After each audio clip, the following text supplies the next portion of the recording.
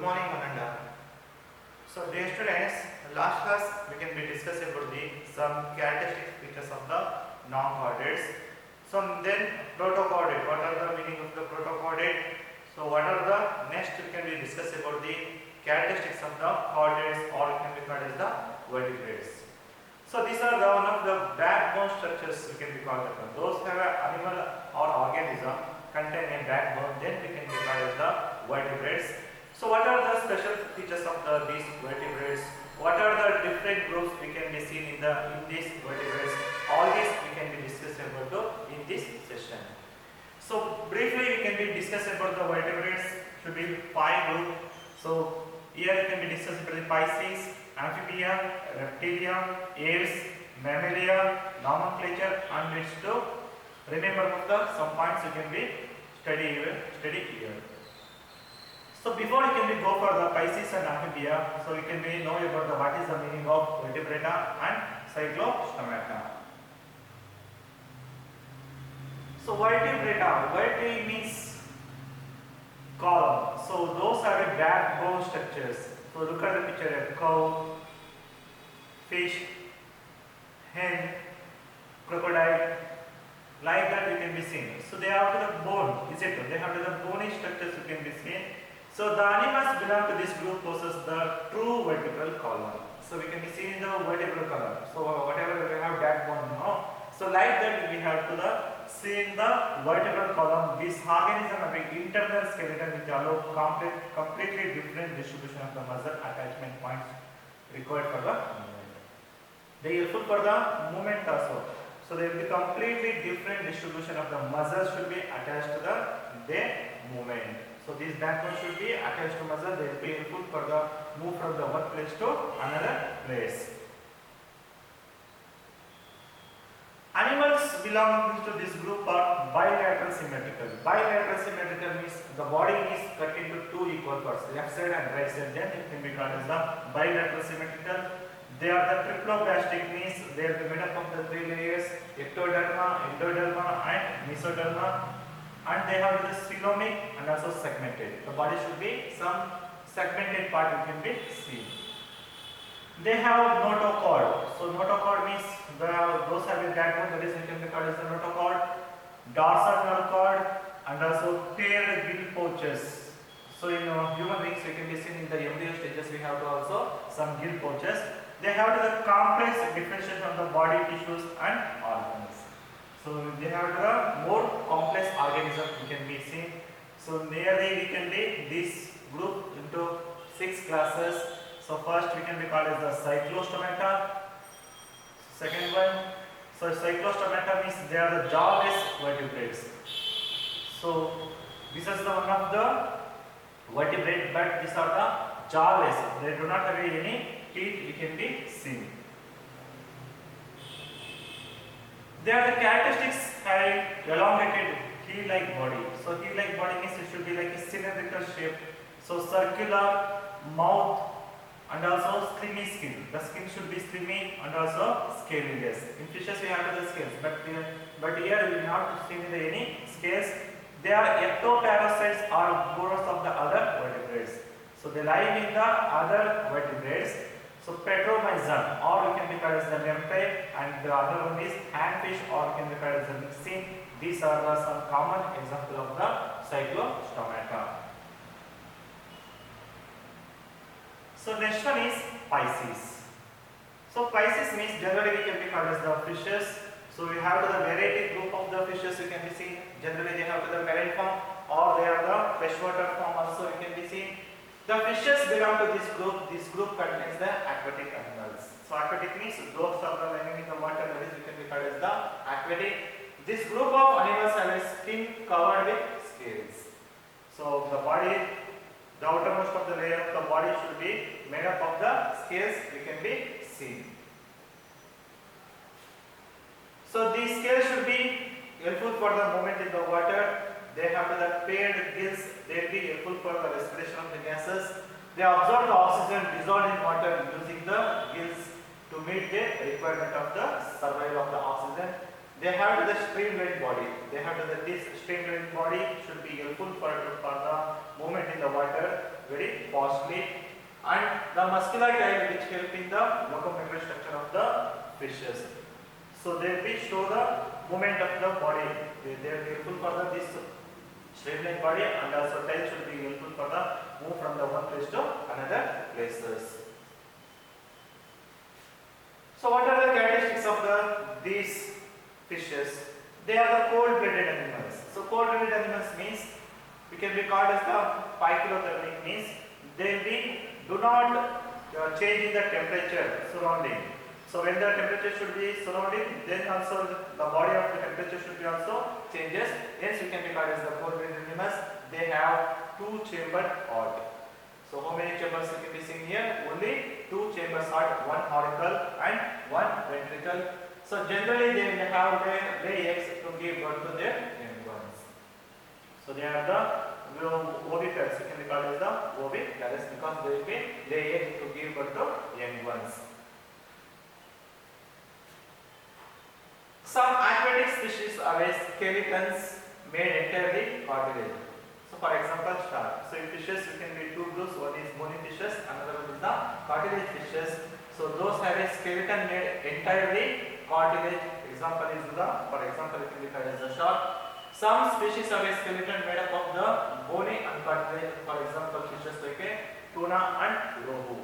So in fishes you can be seen in the two groups. One is bony fishes, another one is the cartilaginous fishes. So bony fishes you can be given to the example is tuna or rohu. So like that, cartilaginous fishes in the example should be shark. Next one is amphibians. So amphibians means the animals belong to this group do not have any scales. So for example, if you see the frog, they do not have any scales, is it? They have the three-chambered heart. Amphibians, they live in both land and water. So the first terrestrial animal also we can be considered to frog. So frog should be having nostrils, mouth cavity, then be respiratory gases through the lungs also. They have the slimy skin for the exchange of gases. So heart should be three-chambered heart, means we have the right atrium and left atrium, and also ventricles. They do not have any left ventricles. This organism respirate through the either gills or lungs. So when they are being coming in the terrestrial form, they use the lungs. So like that, when they are lying in the water, they can be used the gills for respiration. They lay eggs to give birth to their young ones. These animals are found in both water and also land also.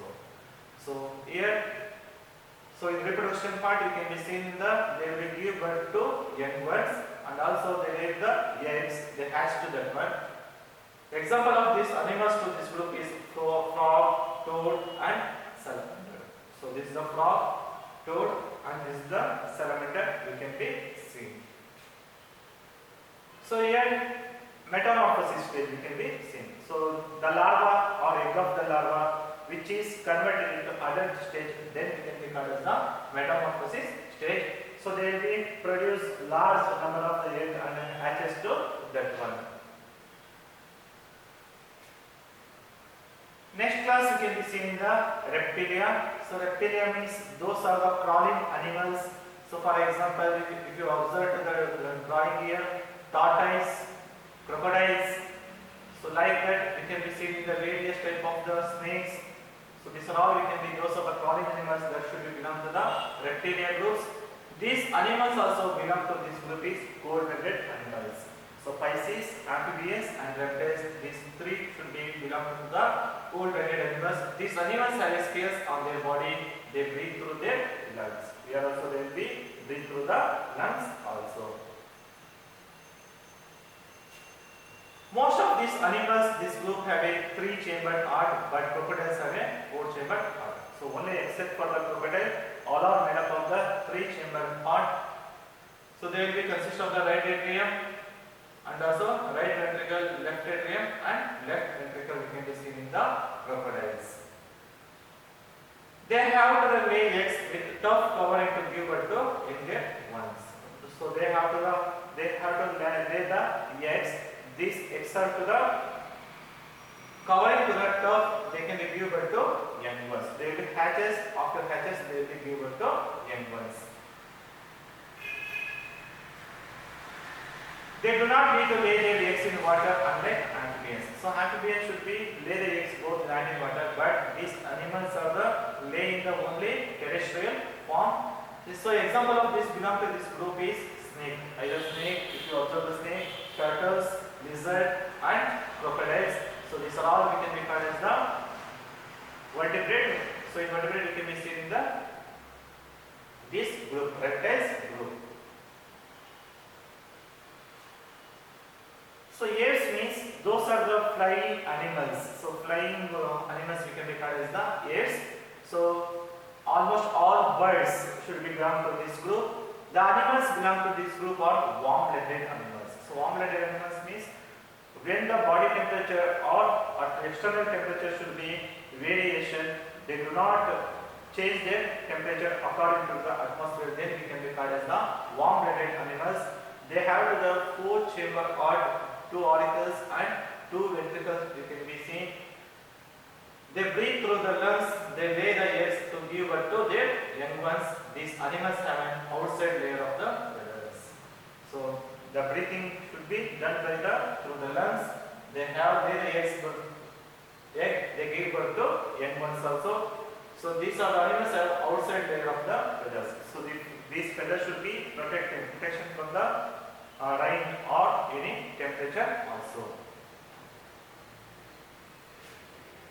They are also categorized by, so you have the two forelimbs.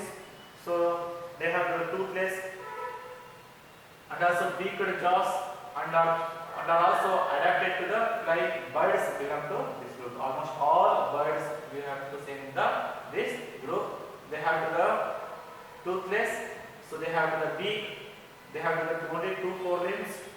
Hind limbs should be forelimbs, they have the feathers should be protected to outer atmosphere condition. So last group we can declare as the mammals. So mammals means those are the milk nourishing animals, that is we can declare as the mammals. The animals belong to this group are warm-blooded. These are also belonging to the warm-blooded animals. They have four chamber or we can be seen two auricles and two ventricles we can be seen. They are characterized by mammary gland to produce the milk and nourish their young ones. So why it is called as the mammals means they mammary gland that produce the milk to nourish their young ones. They have the hairy skin, sweat and also oily glands. So the skin should be made up of the hairy skin or sweat and some of the oil glands. So cow, deer, giraffe, camel. So all these animals should be belong to this group, including human beings also. So vertebrata means all the animals and human beings give birth to their young ones are called mammals. So those animals which give birth to young ones, then we can be called as the mammals. So related to that one, we have one question. Salamander belong to the class of apes, reptiles, Pisces, amphibian. So what is the correct answer? Last one, amphibians. So next question. Which of the following group fishes belong to?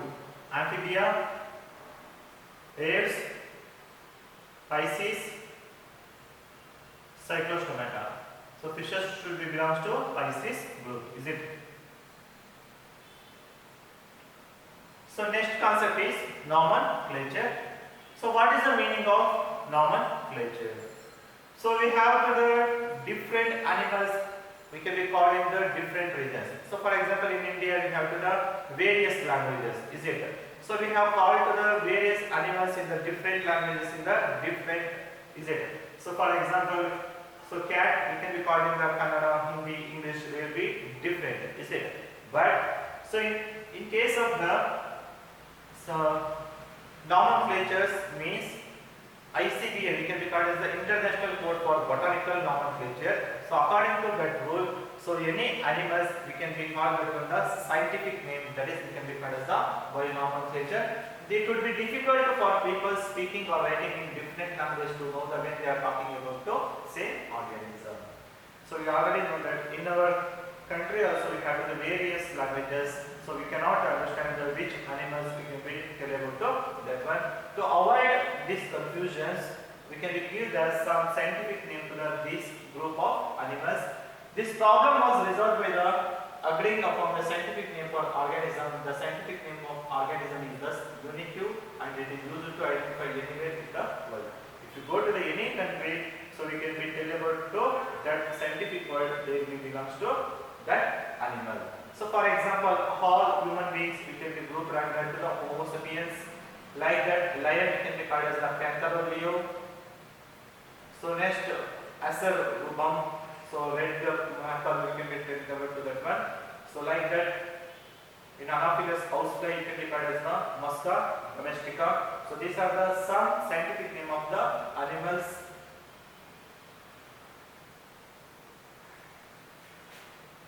The system of scientific naming of the nomenclature being used today introduced by the Corollas Linnaeus in the 18th century. So it is also introduced by the Corollas Linnaeus, this nomenclature. So for example, cheetah, the scientific name is you can be called as the Acinopsis juventus. Like that, jaguar scientific name is Panthera vans.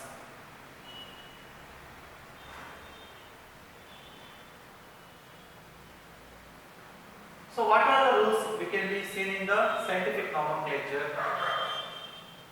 The name of the genus begins with a capital letter. So the name, whether genus and species should be considered. That genus should be started in the capital letter. The name of the species is always belongs to the small letter. So when the printed, the scientific name is always valid. So these are the some rules we can be seen in our. When written in hand, the genus name and species name will be have to the underline separately. For example, if you write the Homo sapiens, H is the capital letter, S is the small letter. So when the printing will be italic. So when we can be write in the hand, we can be separately underline to that one. So summary of this lesson. Classification is help us to explore the diversity of life forms. So taxonomy should be helpful for the exploring the diversity of life forms. The major characteristics considered for classifying all the organisms are we can be called as a kingdom. So that is kingdom Monera, Protista, Plantae, Animalia and fungi. So where they are mode of prokaryotic or eukaryotic cell, whether the cells are living singly or organized into multicellular organism. Whether the cells have cell wall and whether they prepare their own food. All living organisms divided into the above cases into 5 kingdoms, that is Monera, Protista, fungi, Plantae and Animalia. The classification of life forms relate to their evolution. So any classification or any taxonomy should be based on their evolution. It is further divided into subdivision on the basis of their increasing complexity of organization. Plants are divided into 5 groups: thallophytes, bryophytes, pteridophytes, gymnosperms and angiosperms. So next point, animals are divided into 10 groups: Porifera, Coleoptera, Platyhelminthes, Nematoda, Annelida, Arthropoda, Mollusks, Echinodermata, Protopodata, lastly we can call as the Vertebrata. So some interesting trivia. So nobody knows about the many species of insects again exist. Estimate range of the few millions to 30 million. We have to see in the 30 million. At least 800,000 different species have been described and named formally. So this is one of the interesting factors that can be seen. Based on the data on recorded extinction of the known species over the past century, scientists estimate that current rate of the species extinct is the 100 times higher than the long-term average rate based on the fossil data. So these are the some interesting factors we can be seen. So dear students, in this class we can be discuss about the some vertebrate characters and also what are the general characters of the dices, amphibians, reptiles, apes and also mammals. So thank you and all.